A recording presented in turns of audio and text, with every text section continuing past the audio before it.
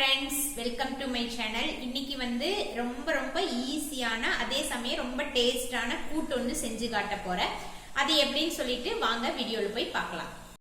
அதுக்கு ஃபஸ்ட்டு 2 சொம்பு தண்ணி நல்லா கொதிக்க வைக்கணும். இப்போ இந்த கொதிச்சிட்ருக்கிற தண்ணியில் பாசிப்பருப்பு 1 டம்ளர், சின்ன டம்ளரில் 1 டம்ளர் எடுத்துருக்கிறேன். ஆனால் கடையில் வாங்குகிற பாசிப்பருப்பு நம்ம யூஸ் பண்ணால் அந்தளவு டேஸ்ட் இருக்காது. அதனால் பாசிப்பயிறு வறுத்து இந்த மாதிரி உடச்சிக்கலாம். இல்லைன்னா இது கடையிலேயே கிடைக்குது, அதை வாங்கி கூட நீங்கள் யூஸ் பண்ணிக்கலாம். இதை 2-3 டைம் நல்லா கழிஞ்சிட்டு அந்த கொதிக்கிற தண்ணியில் இதை நம்ம சேர்த்துக்கணும்.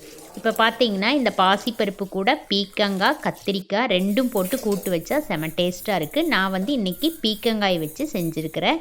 இதை கண்டிப்பாக வீட்டில் ட்ரை பண்ணி பாருங்கள். இப்போ கொதிக்கிற தண்ணியில் அந்த பருப்பை நம்ம ஆட் பண்ணிவிட்டு விளக்கெண்ணெய் நல்லா வேகிறதுக்காக விளக்கெண்ணையும் மஞ்சத்தூளும் இதில் சேர்த்திட்டு இதை நல்லா சிம்லேயே வச்சு வேக விடணும். அதாவது பார்த்திங்கன்னா இந்த பாசிப்பருப்பு மட்டும் நல்லா குழஞ்சி வெந்துடக்கூடாது. அப்படி வெந்தால் ரொம்ப வலுவலு நாப்பில் இருக்குது. அதனால் ஒரு 80% மட்டும் வெந்தால் சரி. நான் ஒரு சின்னதாக பீக்கங்காயை தோல் சீவி இந்த மாதிரி பொடி பொடியாக அரிஞ்சிக்கிட்டேன். அப்புறம் 2 பழுத்த தக்காளியை நல்லா பொடி பொடியாக அரிஞ்சு அதையும் சேர்த்திக்கிட்டேன்.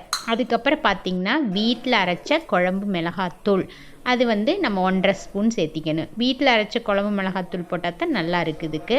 அதனால் அந்த குழம்பு மிளகாத்தூள் 1.5 ஸ்பூன் போட்டுட்டு தேவையான அளவு உப்பு போட்டு நல்லா கலந்து விட்டுட்டு சிம்மிலேயே வச்சு வேக வைக்கணும். இதுக்கு அதிகமாக நம்ம தண்ணி ஊற்றக்கூடாது. ஏன்னா பீக்கங்காயும் தண்ணி விடுறதுனால கூட்டு எப்போவுமே கெட்டியாக இருந்தால் தான் நல்லா இருக்குது. அதனால் நல்லா வெந்ததுக்கப்புறம் எண்ணெய் ஊற்றி கடுகு போட்டு வெங்காயம், வரமிளகாய் 2-3 கூட கிள்ளி தாளிச்சுக்குங்க. ஏன்னா இது நல்லா காரமாக இருந்தால் தான் நல்லாயிருக்கு.